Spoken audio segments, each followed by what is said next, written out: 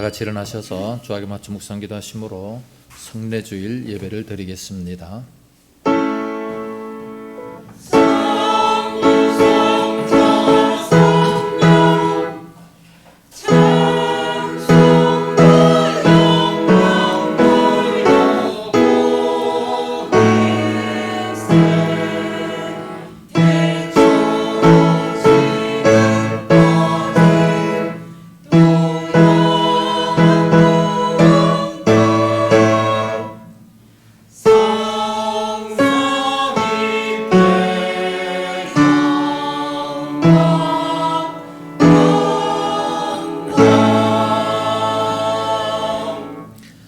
만물의 마지막이 가까이 왔으니 그러므로 너희는 정신을 차리고 근신하여 기도하라. 무엇보다도 뜨겁게 서로 사랑할지니 사랑은 허다한 죄를 덮느니라.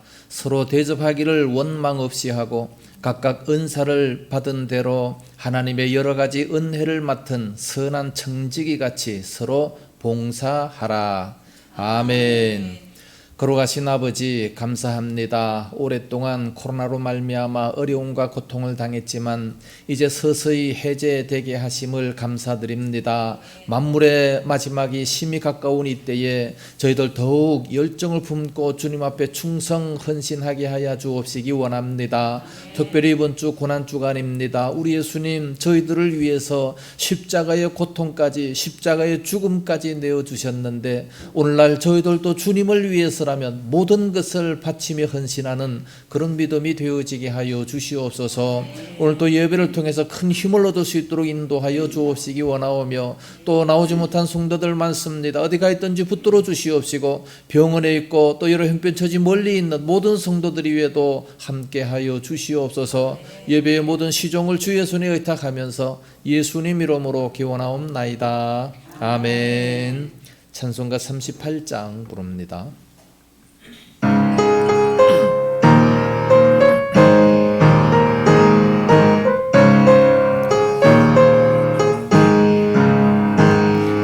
예수 우리 왕이여 이곳에 오셔서 우리가 왕께 드리는 찬양을 받아주소서. 우리는 주님의 백성 주님으로 왕이신 예수님 오셔서 좌정하사 다스리소서. 예수 우리 주시여 이곳에 오셔서 우리가 주께 드리는 찬양을 받아주소서. 우리는 주님의 종들 주님만 오래 조세라. 주 대신 예수님 오셔서 이 찬양을 받아주소서. 교동문제 92번 성찬 2번을 보겠습니다.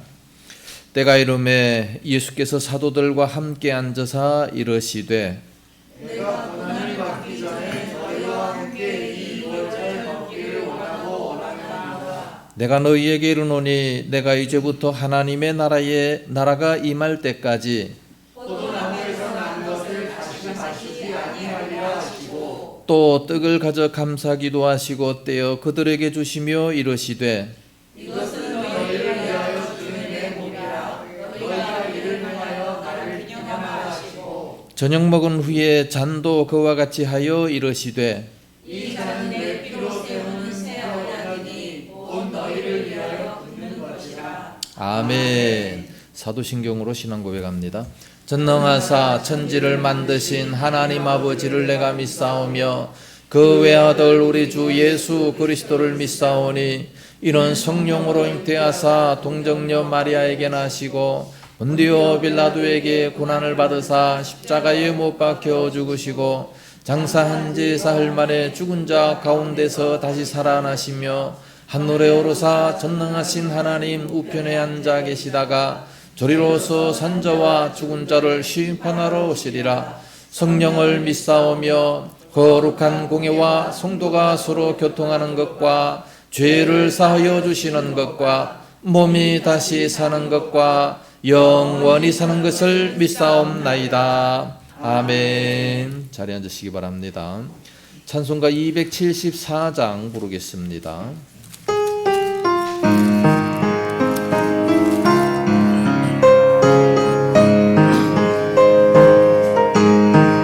나 행한 것 재판에는 주 예수께 해여기는 나의 몸과 나의 맘을 깨끗하게 하옵소서. 물 가지고 날 씻든지 물 가지고 데우든지 내 한과 바다 닦으사 내 모든 죄 멸하소서. 내 허든 듯 말케세네 참 기쁘고 고마우나 그보다도 원하오니 정결한 마음 주옵소서. 물 가지고 날 씻든지 물 가지고 데우든지 내 한과 바다 닦으사 내 모든 죄 멸하소서. 정결한 밤 그 속에서 신령한 빛에 오네. 이러한 밤 나 얻으며 눈까지도 밝으리라. 물 가지고 날 씻든지 물 가지고 데우든지 내 한과 바다 닦으사 내 모든 죄 멸하소서. 못된 행실 다 고치고 악한 생각 다 버려도 주 앞에서 정결하고 자랑치는 못하리라. 물 가지고 날 씻든지 물 가지고 데우든지 내 한과 바다 닦으사 내 모든 죄 멸하소서.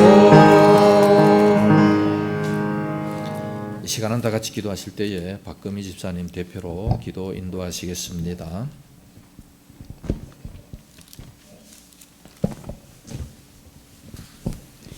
살아계신 하나님 아버지, 4월의 거룩하고 복된 주일 아침 경건한 마음으로 예배드리게 하시니 감사합니다. 아멘. 구원받는 하나님의 자녀로 목숨까지 버리시며 인류의 죄를 대속하기 위하여 피 흘리신 주님의 희생과 사랑을 잊지 않게 하시니 감사합니다. 아멘. 날마다 감사와 찬양으로 하나님께 영광 돌리는 저희들이 되게 하여 주시옵소서. 아멘. 살아계신 주님, 한 주간 열심히 기도하고 성경 읽고 말씀대로 살겠다고 한 다짐은 사라지고 한 주가 또 훅 지나가고 이 시간 회개합니다. 용서하여 주시옵소서. 아멘. 우리에게 사랑의 본을 보이신 주님처럼 이웃과 민족을 사랑할 수 있도록 축복하여 주시옵소서. 아멘. 지금 이 시간 더 기도하지 못하고 더 열심히 복음을 전하지 못한 우리의 죄와 허물을 용서하여 주시옵소서. 아멘. 사랑의 하나님, 우리에게 필요한 분은 주님뿐입니다. 우리의 마음을 감싸 주실 분도 주 예수님 단 한 분밖에 없음을 알면서도 늘상 또 세상의 잣대로 생각하고 결정하고 행동하고 죄를 짓습니다. 약할 때 강함 주시는 주님을 믿고 기도하게 하시옵소서. 아멘. 언제나 즐거이 주님을 높이고 주님의 뜻을 이루어 감으로 주님의 사랑과 칭찬받는 교회와 성도들이 될 수 있도록 함께 하시옵소서. 아멘. 아픈 몸을 가진 자와 어렵고 힘든 마음을 가진 자, 크고 작은 고민과 힘든 가운데 있는 모든 이들의 마음을 이루하여 주시옵소서. 아멘. 주님 품 안에서 얻는 참 자유와 신만이 우리의 이루함을 알게 해 주시옵소서. 우리의 눈에 보이는 대로 판단하지 않게 하시고 무지한 인간의 귀에 들리는 대로 말하지 않게 하시고 욕심대로 살지 않게 하시고 주님의 인도함을 따르게 하시옵소서. 모든 일에 참된 분별력을 주시옵소서. 지금 이 시간 병원에서 자택에서 코로나와 싸우고 있는 수많은 이들에게 힘을 주시고 그 순간에도 하나님을 잊지 않게 말씀 들을 수 있는 지혜 주시옵소서. 아멘. 영적으로 침체되고 짓눌렸던 마음들이 사라지게 하시고 하나님을 다시 경험함으로 회복되는 역사가 있기를 원합니다. 주에게 목사님 말씀을 통하여 감동과 은혜의 시간 되게 하시고 교회가 성장하고 부흥될 수 있도록 큰 은사를 주시옵소서. 아멘. 주의 교회를 더욱 사랑하는 마음 주시옵소서. 열악하지만 서로 협력하여 잘 부흥될 수 있도록 기도와 말씀과 봉사로 힘쓰게 하시옵소서. 아멘. 늘 겸손한 자세로 세상을 살아가게 하시며 저희 예배를 기쁘게 받아주기를 간절히 바라며 우리를 구원하신 예수 그리스도 이름으로 간절히 기도드립니다. 아멘.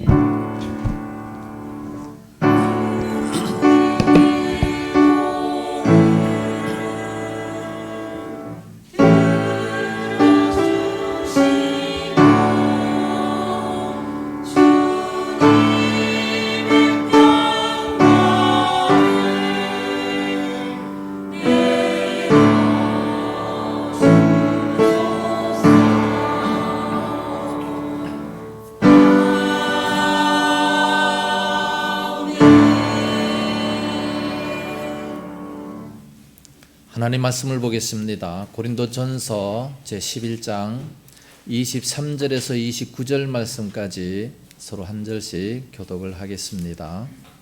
23절 내가 너희에게 전한 것은 주께 받은 것이니 곧 주 예수께서 잡히시던 밤에 떡을 가지사 축사하시고 떼어 이르시되 이것은 너희를 위한 내 몸이니 이것을 행하여 나를 영원하라 하시고 식후에 또한 그와 같이 잔을 가지시고 이르시되 이 잔은 내 피로 세운 새 언약이니 이것을 행하여 마실 때마다 나를 기념하라 하셨으니 너희가 이 떡을 먹으며 이 잔을 마실 때마다 주의 죽으심을 그가 오실 때까지 전하는 것이라. 그러므로 누구든지 주의 떡이나 잔을 합당하지 않게 먹고 마시는 자는 주의 몸과 피에 대하여 죄를 짓는 것이니라.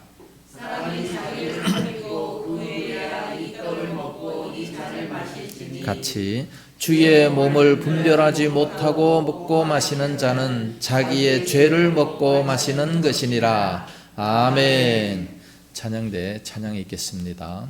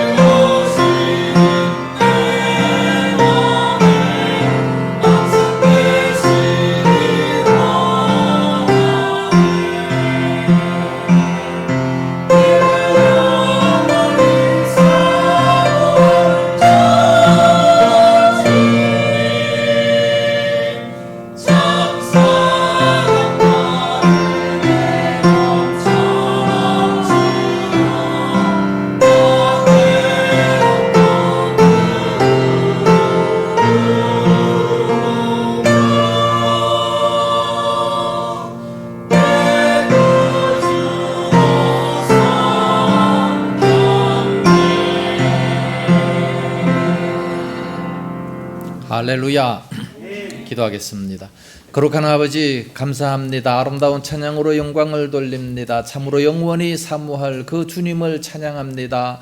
하나님 아버지, 저희들의 죄악을 위해서 대신 죽어주신 그 주님을 영원히 사모하며 사랑하는 참으로 아름다운 믿음이 다 되게 하여 주시옵소서. 열정을 품고 충성하고 헌신하는 잘 준비하는 우리 성가대 위에 늘 동행하시고 항상 입술에 찬양이 넘쳐나게 하여 주시옵소서. 항상 은혜와 기쁨으로 주님을 잘 섬길 수 있도록 은혜를 주옵소서. 귀한 시간 말씀을 들을 때마다 잘 깨닫게 해주실 줄로 믿사오며 예수님 이름으로 기도드리옵나이다. 아멘. 할렐루야.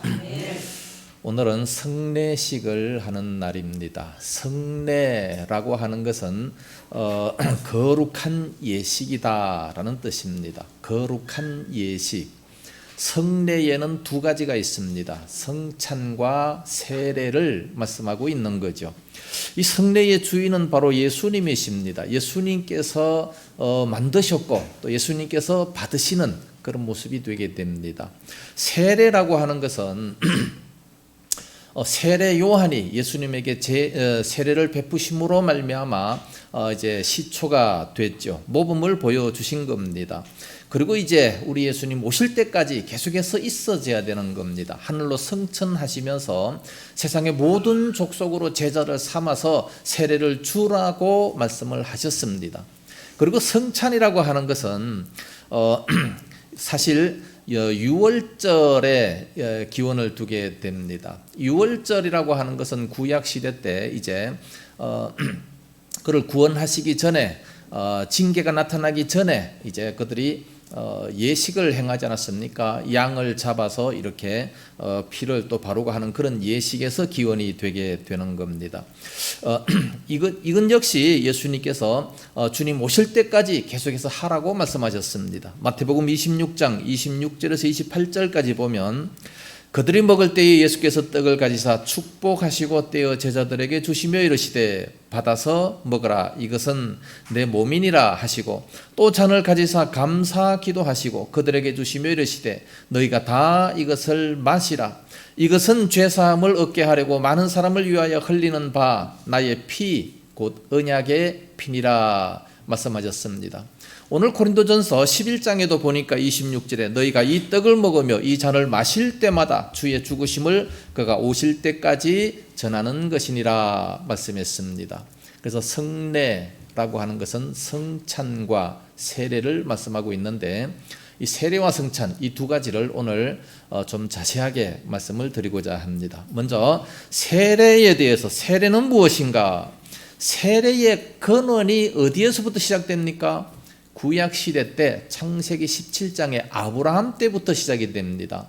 아브라함을 바라보시면서 너의 모든 백성들은 전부 다 할례를 받으라고 말씀을 하셨습니다.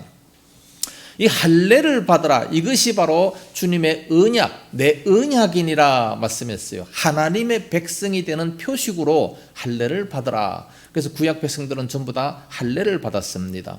그런데 세례는 언제 시작이 됐습니까? 세례 요한 때부터 시작이 됐습니다. 이것이 언제까지 계속됩니까? 우리 예수님 오시는 그날까지 계속되어질 사건입니다.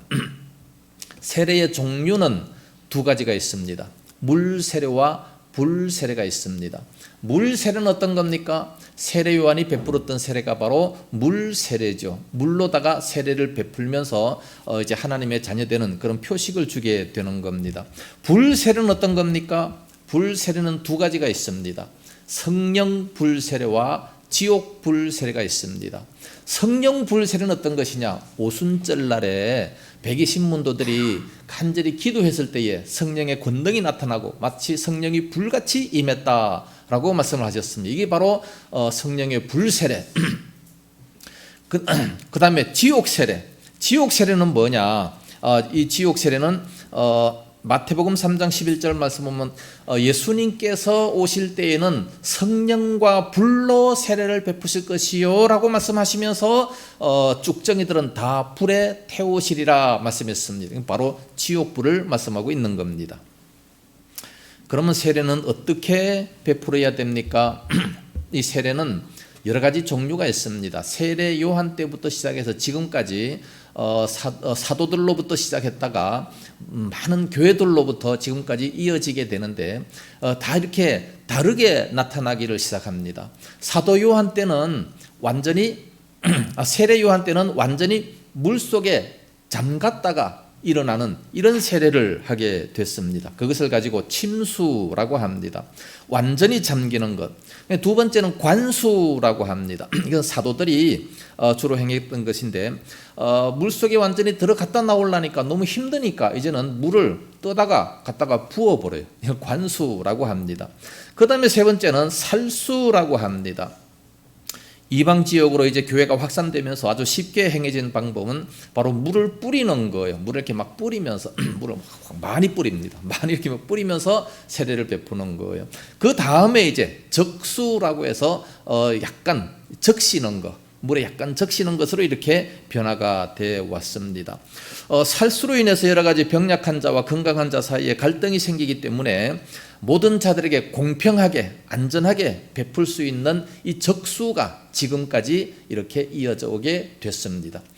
그래서 이것은 그 의미의 뜻을 두는 것이지 행하는 데 뜻을 두는 것이 아니라 그래서 완전히 물속에 들어가는 것이 정상이지만 그러나 이제 물을 적시는 정도로 해도 그 의미가 있다. 그래서 적수를 많이 사용하게 되는 겁니다.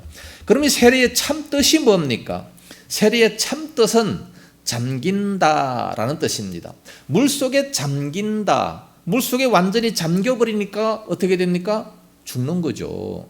죽음의 표식입니다. 그러니까 옛사람이 장사됐다. 옛사람이 죽었다라는 그런 뜻이에요.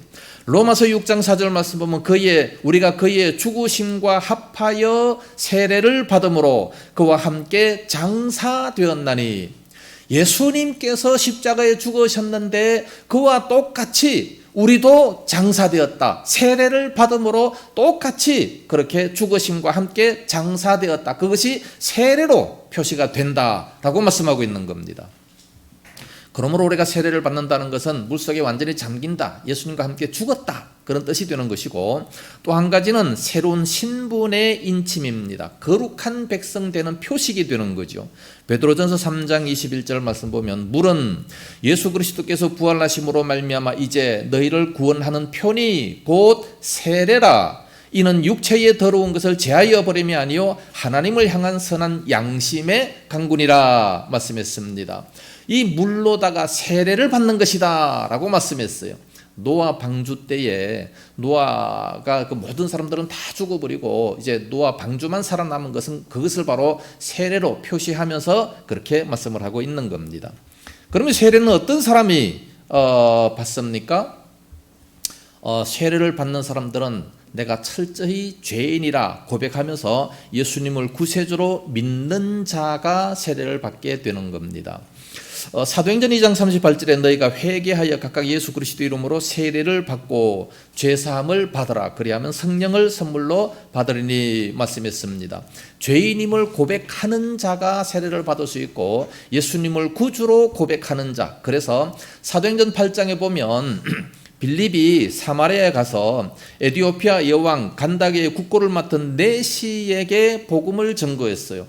그가 이제 예수를 믿자마자 바로 물 있는 데를 찾아가서 세례를 베풀게 되는 그런 모습을 보게 되고 사도행전 16장에 보면 빌립보 간수가 예수를 믿게 되잖아요. 선생들아 내가 어떻게 하여야 구원을 얻으리까? 주 예수를 믿으라. 그러면 너와 내 집이 구원을 얻으리라. 그래서 간수가 예수 믿고 모든 가족이 다 예수를 믿자마자 바로 세례를 베풀게 됐습니다. 오늘날 우리 한국에서 세례를 베푸는 사람들은 뭐 성경 공부를 얼마를 해야 되고 입교한 지 6개월 이상 돼야 되고 왜 이렇게 복잡합니까? 하도 사람들이 거짓말을 많이 하기 때문에 열심히 잘 믿겠다 해놓고 돌아서면 그냥 안 믿잖아요. 그러니까 이것이 습관이 될 때까지 참고 기다리다가 잘 훈련이 되면 그때서 이제 세례를 주게 되는 그런 모습을 보게 됩니다. 그리고 선찬식도 사실 우리 대한민국에서는 세례를 받아야만 성찬식을 할 수 있습니다. 그러나 아니에요. 누구든지 사실은 예수 믿으면 다 참여할 수 있는 겁니다. 근데 하도 이제 거짓말도 많고 이 거룩한 예식을 아무나 막 참여하다 보니까 잘못되겠다 싶어서 정확하게 고백하는 자, 그런 자들에게 성찬식을 참여하게 되는 겁니다. 두 번째, 성찬은 무엇인가? 오늘 주제가 성찬입니다. 성찬은 언제 시작이 됐습니까? 세례와 같이 성찬도 근거를 찾는다면 유월절이라고 말할 수가 있습니다. 출애굽기 12장이죠. 신약에서 예수님께서는 유월절에 이제 유월절 날에 잡히셨잖아요. 잡히시던 그 밤에 이제 마지막 만찬을 베푸셨습니다. 오늘 본문의 23절에서 26절 말씀까지 보면 내가 너희에게 전한 것은 주께 받은 것이니, 지금 고린도전서를 누가 썼습니까? 사도 바울이 기록했잖아요. 원래 이 성찬 예식은 예수님의 제자들만이 성찬 예식을 했었어요. 그러니까 제자들이 그것을 가르쳐 줘야 되는데 제자들은 사실 무식한 사람들이 너무 많아서 제대로 이걸 이어받지를 못했습니다. 그러나 사도 바울은 학자고 막 굉장히 공부를 많이 했지 않습니까? 많이 알아요. 그러나 이 사도 바울은 예수님을 직접 보지를 못했어요. 그렇지만 뭐라 그래요? 내가 너에게 전한 것은 주께 받은 것이니, 주님께로부터 직접 받았다는 겁니다. 이 사도 바울은 주님께로부터 직접 받았기 때문에 그러므로 이것은 권위가 있는 말씀이고 바로 예수님의 말씀이라는 것을 확실하게 이렇게 말씀하고 있습니다. 곧 무슨 말씀을 하셨느냐? 주 예수께서 잡히시던 밤에 떡을 가시사 축사하시고 떼어 이르시되 이것은 너희를 위하는 내 몸이니 이것을 행하여 나를 기념하라 하시고 식후에 또한 그와 같이 잔을 가지시고 이르시되 이 잔은 내 피로 세운 새 언약이니 이것을 행하여 마실 때마다 나를 기념하라 하셨으니 너희가 이 떡을 먹으며 이 잔을 마실 때마다 주의 죽으심을 그가 오실 때까지 전하는 것이니라. 성찬 때 뭐를 먹습니까?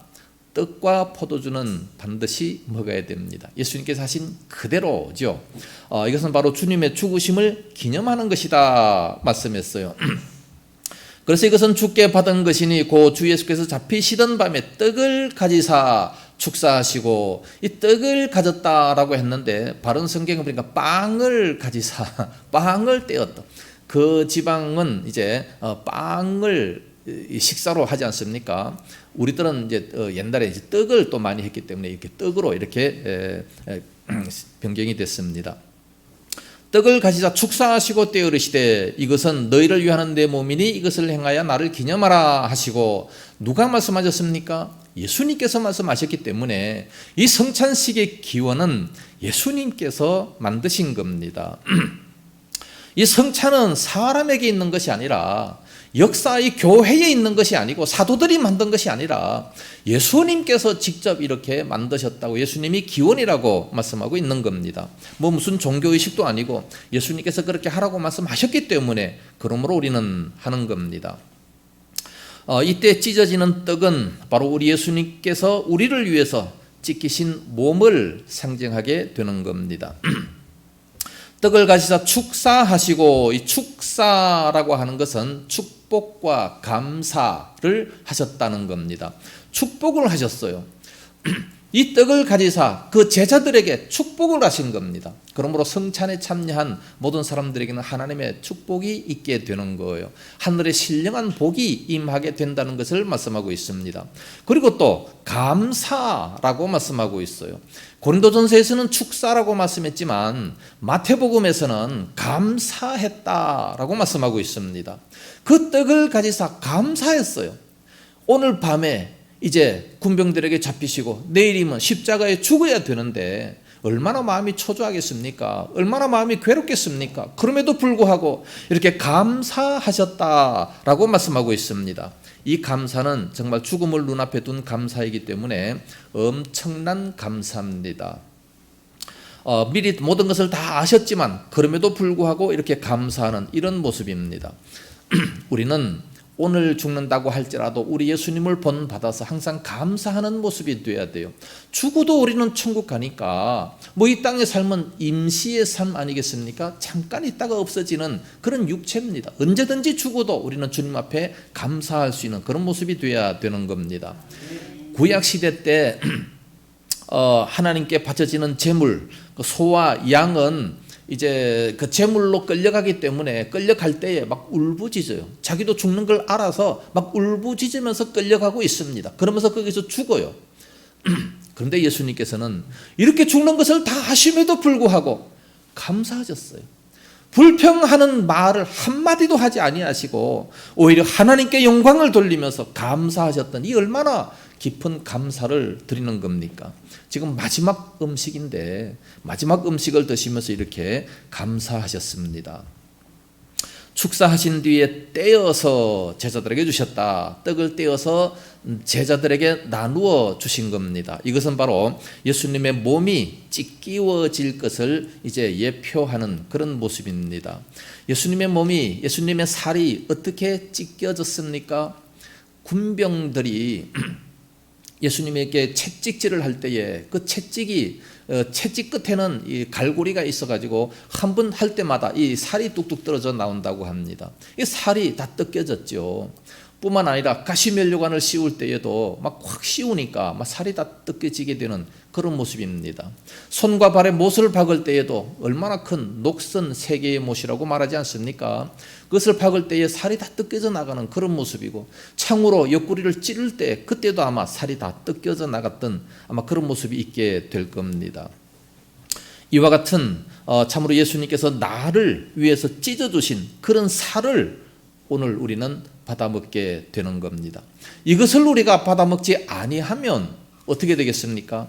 요한복음 6장 53절에 이렇게 말씀하고 있습니다. 예수님께서 이르시되 내가 진실로 진실로 너에게 이르노니, 진실로를 2번이라고 2번씩 강조하는 것은요 굉장히 중요하다는 말씀이에요.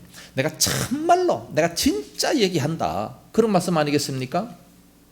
인자의 살을 먹지 아니하고 인자의 피를 마시지 아니하면 너희 속에 생명이 없느니라 말씀을 하셨어요. 내 살을 먹고 내 피를 마시는 자는 영생을 가졌고 마지막 날에 내가 그를 다시 살리리니 내 살은 참된 양식이요 내 피는 참된 음료로다 라고 말씀합니다. 예수님의 살, 예수님의 피, 이게 뭐겠습니까? 예수님을 먹으라는 얘기예요. 예수님 그 자체를 우리는 먹으라. 그 예수님을 어떻게 먹겠습니까? 그래서 요한복음에서는 다른 많은 군중들이요, 아니 어떻게 지 살을 먹게 하느냐, 다 시험 들어버렸어요. 무슨 뜻인지 몰라버렸어요. 진정한 의미를 알아야 되는데 그 의미를 모르는 겁니다. 예수님은 누굽니까? 하나님의 아들이시죠. 요한복음 1장 1절에 태초에 말씀이 계시니라, 이 말씀이 하나님과 함께 계셨고 이 말씀이 곧 하나님이시라 말씀합니다. 이 말씀이 육신이 되어서 이 땅에 내려오셨다 그럽니다. 그러니까 우리는 이 말씀을 먹는 거예요. 날마다 사실 말씀을 먹는 겁니다. 예수님을 먹는 것과 똑같은 거예요. 그러니까 말씀을 주일날마다 교회 와서 이 말씀을 듣고 말씀을 내 것으로 만들고 이 말씀을 적용해서 그대로 산다는 것은 바로 이 떡을 먹는, 그러니까 신령한 양식이 되게 되는 겁니다. 그것의 예표로 지금 이렇게 성찬 예식을 하게 된다는 거예요. 그런데 천주교는 이거를 오해를 합니다. 오해를 해서 이 떡을 받아 먹어야 생명이 있다. 그게 행위예요. 이 천주교는 그래서 믿음과 행위를 말씀하고 있는데 교회 갈 때마다 성찬 예식을 합니다. 그 신부가 이렇게 딱 떡을 주면은 그것을 받아 먹는, 거기에 구원이 있다라고 얘기를 하는 거예요. 이게 얼마나 잘못됐습니까? 진정한 의미를 알지 못하고 문자적으로만 그저 해석한다고 해서 그런 거예요. 성경은요 문자적으로 해석을 하지만 그러나 그 진정한 의미를 알아야 됩니다. 그 의미, 그 말하는 그 뜻을 알지 못하면 말씀을 그대로 행한다고 하면 이게 잘못된 게 얼마나 많습니까? 그렇다면 우리는 안식일을 지금도 지켜야 되고 짐승을 잡아야 되고 뭐 잘못된 것들이 너무나도 많아요. 그러나 그 진정한 의미를 우리가 알고 해석을 잘할 수 있어야 됩니다. 예수님은 떡을 떼어서 제자들에게 주시면서 2가지를 말씀합니다. 그 첫째는 이것은 바로 내 몸이라 말씀하셨고, 두 번째는 이것을 행하여 나를 기념하라 말씀하셨습니다. 그래서 이 떡은 바로 내 몸이다, 예수님의 몸이다 라고 말씀했어요. 그래서 나를 위해서 자신의 몸을 아낌없이 내주신 겁니다. 십자가에다가 내주신 거예요. 내주신 그 몸, 그 살, 그 말씀을 우리가 지금 먹게 된다는 겁니다. 뿐만 아니라 십자가에 직접 죽어주셨지 않습니까? 그래서 우리는 이 성찬 예식을 참여하면서 주님의 음성을 들어야 됩니다. 나는 너를 위해서 십자가에 죽어주었다. 나는 너를 위해서 내 몸을 찢어주었다. 너를 위해서 십자가의 고난을 당하고 너를 위해서 대신 죽어주었다. 찬송가도 있지 않습니까? 그런데 너는 나를 위해 무엇 주느냐라고 묻는다면 우리는 이후에 주님 앞에 가서 무슨 말을 하겠습니까? 예수님께서 십자가를 지신 것은 바로 자기 자신을 위한 것이 아니었습니다. 우리를 위해서 자신을 희생하신 것이었습니다. 그러므로 성찬 예식을 우리는 행하면서 하나님의 놀라운 사랑을 알고 그 은혜를 깨달아 수 있어야 됩니다. 그리고 나를 기념하라라고 말씀하신 것은 이것을 행할 때마다 잊지 말고 되새기라는 겁니다. 우리 예수님께서 나를 위해 대신 십자가에 죽어주신 그것을 자꾸만 되새기라고, 잊지 말라고 말씀해서 기념하라는 겁니다. 그래서 부활절 전주간에는 우리는 항상 이렇게 성찬 예식을 합니다. 그러면서 예수님께서 십자가에 고난당하신 이것을 다시 한번 기억하면서 다시 한번 되새기는 이런 모습을 알게 하기 위해서 성찬 예식을 하게 되는 겁니다. 떡을 떼신 후에 25절에 보면 또 잔을 주셨습니다. 식후에 또한 그와 같이 잔을 가지시고 이르시되 이 잔은 내 피로 세운 새 언약이니 이것을 행하여 마실 때마다 나를 기념하라 하셨으니 말씀합니다. 잔은 우리 예수님의 그 피를 대신하는 참으로 이 보배로운 피죠. 이 떡을 먹음으로 새 생명을 얻는다면 이 잔을 마심으로 죄악에서 벗은 몸이 되게 되는 겁니다. 그러면서 또 제자들에게 말씀을 하십니다. 이 잔은 내 피로 세운 새 언약이니, 새 언약이라고 말씀하셨습니다. 구약시대 때는 하나님께서 나타나셔서 말씀하실 때마다 백성들에게 말씀하시고 언약을 할 때마다 짐승을 잡았어요. 짐승을 잡아서 제물로 드리면서 언약을 하는 겁니다. 이 백성이 가나안 땅에 들어가서 4대 만에 다시 오게 되겠다. 그때도 횃불 언약을 하지 않습니까? 하나님 앞에 이렇게 제사를 드리지 않습니까? 제사를 드리면서 항상 이렇게 언약을 하게 되는 거예요.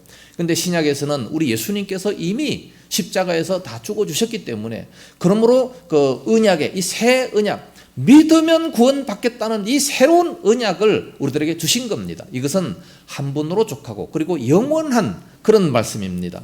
이 하나님의 이 언약은 영원한, 다시는 폐하여지지 아니하는 그런 영원한 언약이 되게 되는 겁니다. 그래서 우리가 예수님을 믿으면 하나님의 자녀가 되는, 이것은 바로 영원한 하나님의 자녀가 된다는 겁니다.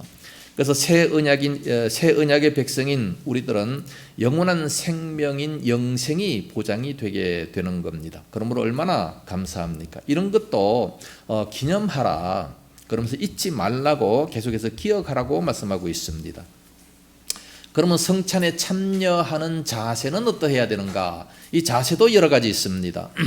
많은 이론들이 있는데 화채설이 있고 공제설이 있고 기념설이 있고 임제설이 있습니다. 이 화채설이라고 하는 것은 바로 천주교에서 얘기하는 것처럼 이 떡을 딱 받는 순간 예수님의 몸으로 직접 변한다, 그렇게 얘기하는 거예요. 이건 말이 안 되는 거죠. 직접적으로 변한다. 천주교는 지금도 그렇게 얘기를 해요. 그래서 내 살을 먹고, 내 살을 먹는다는 것은 바로 이 떡을 먹으면 바로 예수님의 살로 변한다, 그런 식으로 얘기하는 것이 바로 화채설입니다. 로마 가톨릭의 주장입니다. 공제설은 뭐냐 하면 전 인격이 떡과 포도주 안에, 떡과 포도주 속에 임재한다. 그 인격이, 예수님의 전 인격이 임재한다. 그래서 그것을 먹는다, 그렇게 생각을 하는 것이고, 그건 루트교의 견해입니다. 그 다음에 기념설이 있습니다. 이것은 이제 쯔윙글리, 종교개혁자 쯔윙글리의 견해인데, 이 잔을 마심으로 주의 죽으심을 기억하는, 오늘날 우리와 똑같은 그런 모습이죠. 그리고 임재설, 이것도 영적으로 임재한다, 이 칼빈의 해석입니다. 우리는 쯔윙글리와 이 칼빈의 해석을 그대로 우리는 받아서 지금도 그렇게 기념설과 임재설을 믿게 되는 겁니다. 그럼 누가 이 성찬에 참여할 수 있습니까? 이 성찬의 뜻을 우리는 바로 알아야 됩니다. 그래서 주님의 십자가 사건을 깨닫고 자신을 살피고 난 이후에 성찬에 참여하라 말씀하고 있습니다. 이 떡과 잔을 합당하게 먹고 마시라고 말씀하고 있습니다. 27절에서 29절, 그러므로 누구든지 주의 떡이나 잔을 합당하지 않게 먹고 마시는 자는 주의 몸과 피에 대해서 죄를 짓는 것이라 말씀했습니다. 사람이 자기를 살피고 그 후에야 떡을 먹고 이 잔을 마실지니 주의 몸을 분별하지 못하고 먹고 마시는 자는 자기의 죄를 먹고 마시는 것이라 말씀했습니다. 합당치 않게 먹고 마시는 자는 죄가 있다 말씀합니다. 대부분 교회에서 많은 사람들은 이제 또 때가 됐구나, 봄이니까 또 가을이니까 한번 하는구나, 그런 식으로 생각하면서 이제 습관적으로 참여하는 사람들이 많습니다. 그것은 합당치 않은 그런 태도라고 말씀하고 있습니다. 예수님께서 십자가에 달리신 그것을 기념하는 정말로 진지한 그런 자세로 참여해야지, 가볍게 또는 죄를 회개하지도 않고 형제를 미워하는 그런 감정으로 참여한다면 이것은 죄를 짓는 것이다, 그렇게 말씀합니다.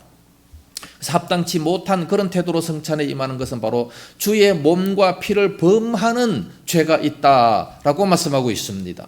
아니 그건 먹고 마시는데 무슨 죄가 있느냐. 우리나라 태극기를 막 갖다가 짓밟으면 그 태극기는 천에 불과한 건데 뭐 천조각이잖아요.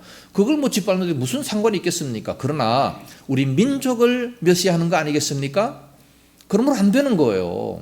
마찬가지로 이 성경도 마찬가지입니다. 이 성경은 그냥 글씨잖아요. 이 종이에 글씨 쓴 건데, 그러나 하나님의 말씀이 기록됐기 때문에 그러므로 우리는 귀중하게 생각하는 겁니다. 마찬가지로 우리가 이 성찬 예식에 이 떡과 포도주를 마시게 될 때는 바로 예수님의 살과 피를 마신다는 그런 마음으로, 진정한 그런 마음으로 하는 것이기 때문에 마음을 소중하게 잘 간직해야 되고 모든 죄를 다 하나님 앞에 회개를 해야 된다는 겁니다.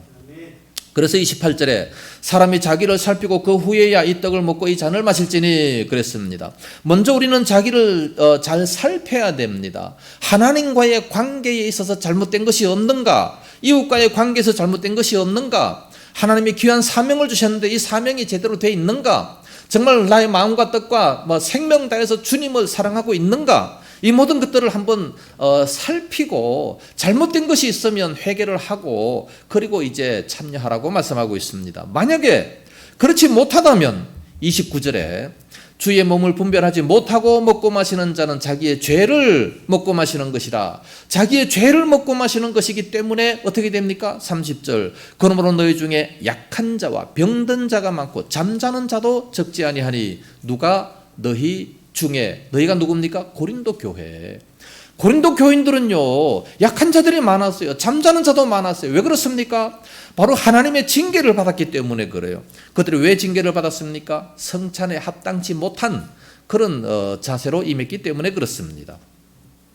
그래서 31절에 우리를 살폈으면 판단을 받지 아니하려니와, 잘 살폈으면 괜찮았을 텐데 살피지는 못했어요. 그래서 병든 자, 또 약한 자, 잠자는 자, 죽은 자도 많았다는 얘기예요. 33절에 그런즉 내 형제들아 먹으러 모일 때에 서로 기다리라. 34절에 만일 누구든지 시장하거든 집에서 먹을지니 그랬습니다. 옛날에 이 당시에는 성찬식이 어땠습니까? 예찬식과 비슷했습니다. 그래서 먼저 와서 먹기를 시작하는 사람들도 있었어요. 예수님께서 성찬식을 하실 때에는 떡을 잔뜩 갖다 놓고 그리고 이제 포도주를 갖다 놓고 그리고 떼어서 주면서 이 식사입니다. 식사하는 것만큼 그렇게 주는 거예요. 이게 성찬식으로 간편하게 이렇게까지 됐는데 12제자는 그렇게 성찬식을 했습니다. 이것이 이제 고린도 교회까지 이렇게 왔을 때에는 이제 그거 똑같이 한다 그래서 성찬식 떡을 갖다가 놨어요. 이제 포도를 갖다 놨어요.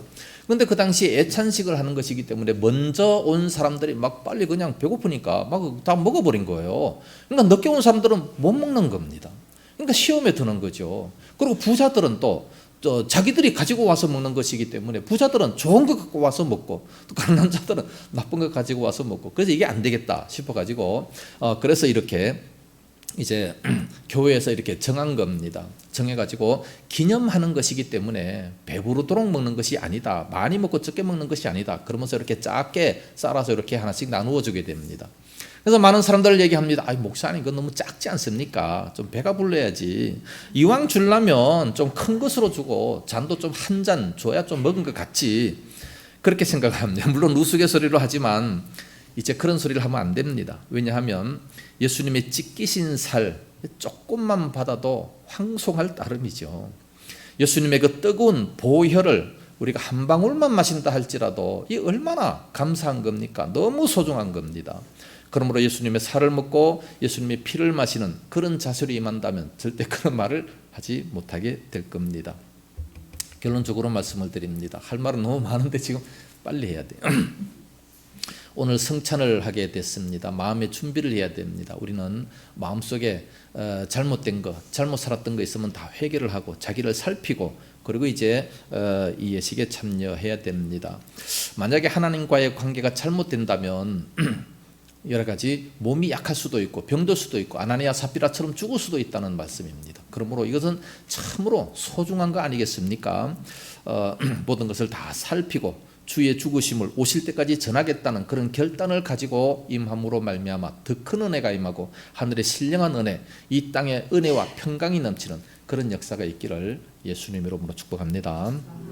기도하겠습니다. 거룩하신 아버지, 은혜와 사랑 감사합니다.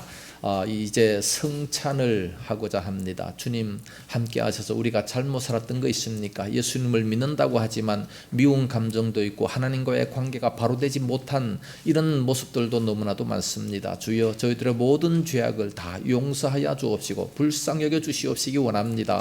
깨끗한 심령을 가지고 예수님 앞에서, 하나님 앞에서 이제 성찬 예식을 거행하게 하여 주시옵소서. 예수님 이름으로 기도드리옵나이다. 아멘.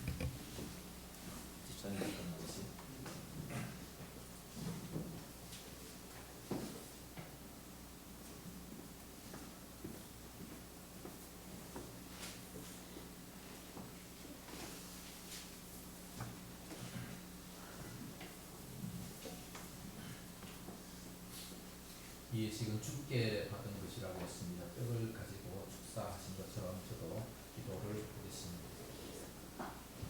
거룩하신 아버지 감사합니다. 이 떡을 받아 먹으라 또 영생의 떡이라 말씀하셨사오니 이 예식에 참여하는 모든 신령들이 힘을 다하여 주옵시고 이것을 먹을 때 성령의 권능으로 임재하여 주옵시기를 간절히 원하오며 예수님 이름으로 기도드리옵나이다. 아멘.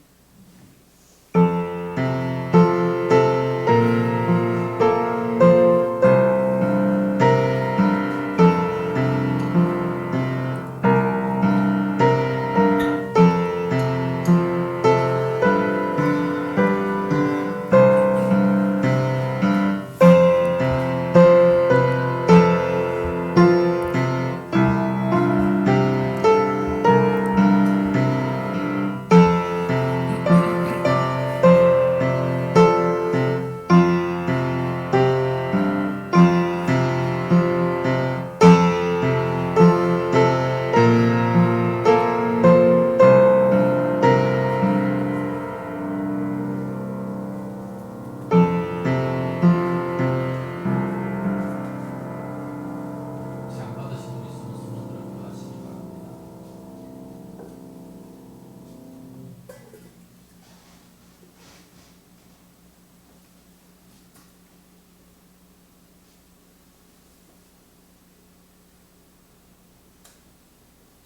식후에 또 잔을 가지시고 축사하시면서 말씀하셨습니다. 받아 먹으라 내 피를 준다고 말씀하셨습니다. 기도하겠습니다.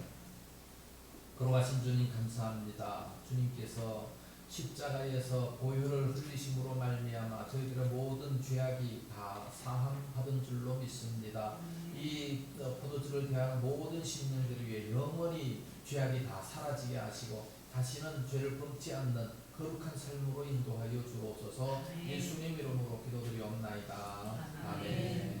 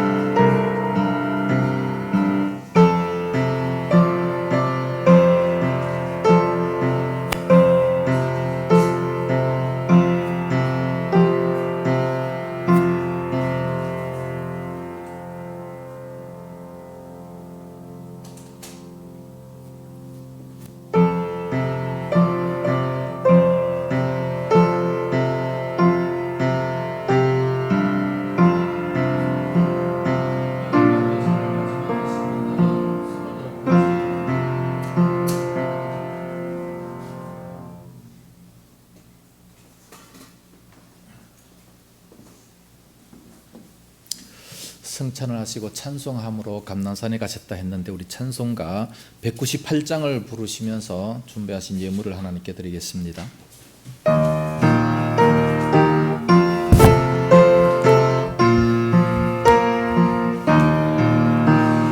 주 예수 해변서 떡을 떼사 무리를 먹이어 주심같이 영생의 양식을 나에게도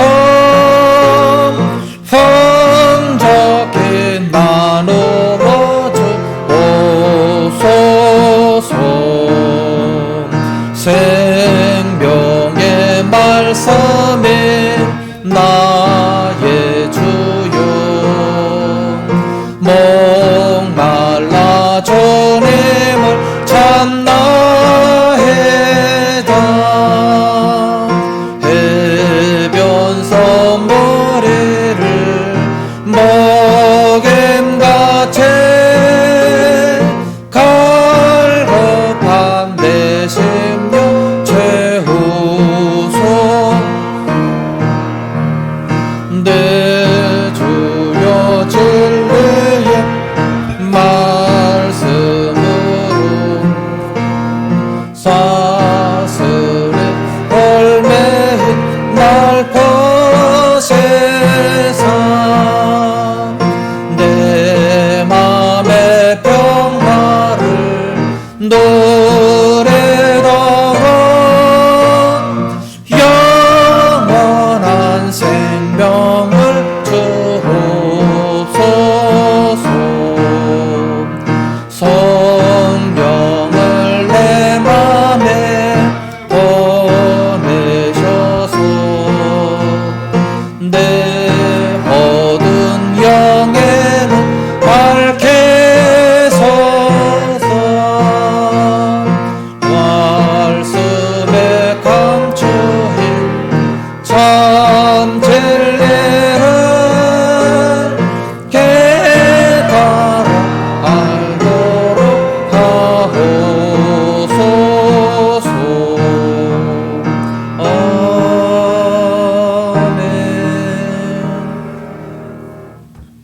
11조 감사 선교 건축 주정헌금 드렸습니다. 기도하겠습니다. 걸어가신 아버지 은혜와 사랑을 감사합니다. 귀한 예식을 참여하며 저희들의 온 몸과 마음과 모든 정성을 다 주님께 드리게 하시니 감사합니다. 또 이렇게 소중한 물질도 드릴 수 있도록 은혜 주옵시니 감사합니다. 이 모든 물질들이 하늘나라 창고 가득가득 쌓여지게 하여 주시옵소서. 저희들 이 땅 살아가며 필요할 때마다 넘치도록 채워주시옵시기 원합니다. 11조 드리는 것 손길 위에 복을 다하여 주시옵시고 하나님 약속에 말씀하신 대로 하늘문을 활짝 여시는 은혜가 임하게 하여 주시옵소서. 하늘의 보물창고로 이 땅 위에 쏟아부어 주심으로 말미암아 날마다 많은 사람들에게 구워줄지언정 구워받지 않게 하여 주옵시고 머리가 될지언정 꼬리가 되지 않는 그런 복이 말씀 그대로 이루어질 수 있도록 역사하여 주시옵소서. 하나님 아버지 또 은혜에 감사해서 감사의물 드리고 또한 선교헌금 건축헌금 드리는 모든 손길들 위해 감사 조건이 점점 많아질 수 있도록 인도하여 주옵시고 그 가정이 주님 은혜로 말미암아 더욱더 든든하게 세워지게 하여 주시옵소서. 선교터마다 복을 다하여 주시옵시며 아버지여 선교사들이 심히 어려움을 겪고 있습니다. 필요한 것으로 채워주옵시고 이 물질을 통해 많은 역사가 일어날 수 있도록 인도하여 주시옵소서. 또 주정헌금도 드립니다. 하나님 아버지 그 가정의 식탁이 풍요롭게 역사하시며 모든 식구들마다 건강의 복을 더하여 주시옵시기 원합니다. 우리 모든 성도들이 항상 은혜가 넘치게 하셔서 이 마지막 때에 마음껏 주의 사역을 감당하고 마음껏 주님께 영광을 돌릴 수 있도록 필요한 물질로 채우시옵시고 건강으로 채워주시옵시기를 간절히 원합니다. 이 물질 쓰이는 곳마다 아버지 영광이 풍성하게 드러나게 하여 주옵소서. 믿사옵고 예수님 이름으로 축복하며 기도드리옵나이다. 아멘. 교회 소식을 알려드리겠습니다. 오늘은 성례식이 있었고 또 이번 주간은 고난주간입니다. 고난주간 한 주간 동안 이제 토요일까지 새벽 5시 30분에 특별 새벽 기도회를 합니다. 기도하는 한 주간이 될 수 있기를 바랍니다. 5시 30분까지 교회에 오셔서 하시고, 다음 주 주일에는 부활절입니다. 부활절 날에는 새벽 6시에 잠실동교회 송파구 백제고분로 331-22에서 기독교 송파구 기독교 연합 예배를 드리게 됩니다. 새벽 연합 예배인데 여기도 많이 오시기를 바랍니다. 이번에 한 1000명 정도 모일 것 같은데 좀 많이 좀 오셔서 함께 예배 드리시고 또 은혜를 받으시기를 바랍니다. 혹시 거기 가서 감사함을 드리실 분은 주의 교회라고 반드시 쓰셔야 됩니다. 오늘부터 이제 교회에서 정상적으로 식사를 하고자 합니다. 모두 식사를 다 하시고 또 커피도 드시고 또 교제하시고 그러고 돌아가시기를 바랍니다. 오랫동안 나오지 못하신 분들 많이 있습니다. 전화로라도 꼭 안부를 전해 주시기를 바랍니다. 이제 서로 인사하시기 바랍니다. 앞뒤 옆자리 인사하시고 안녕하세요. 우리 교회 참 잘 오셨습니다. 한 주간도 복 받으세요. 이제 다 같이 일어나셔서 주기도송 부르고 축도함으로 예배를 마치도록 하겠습니다.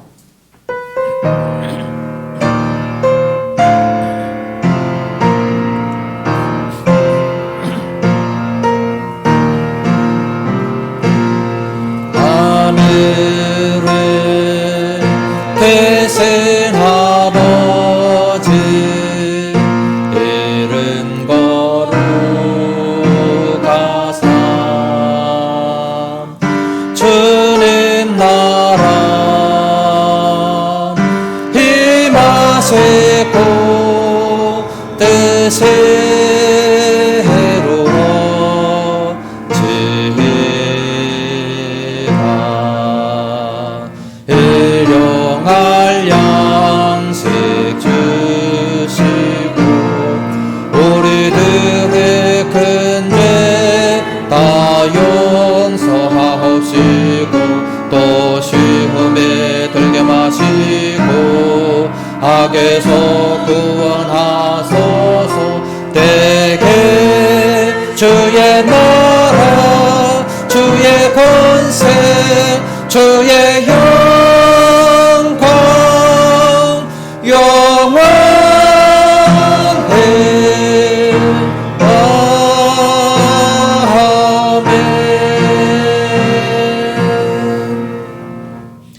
이제는 온 교회 머리 되신 예수 그리스도의 은혜와 독생자 주신 하나님 아버지의 무한하신 사랑하심과 성령님의 감화하시며 감동하시고 위로 교통 충만 역사하심이 이 시간 주의 제단에 모여 성찬에 참여하는 우리 모든 성도들 머리 위에와 저들의 가정과 생업토와 교회와 이 나라 민족 위에 이제와 영원까지 함께 있을지어다.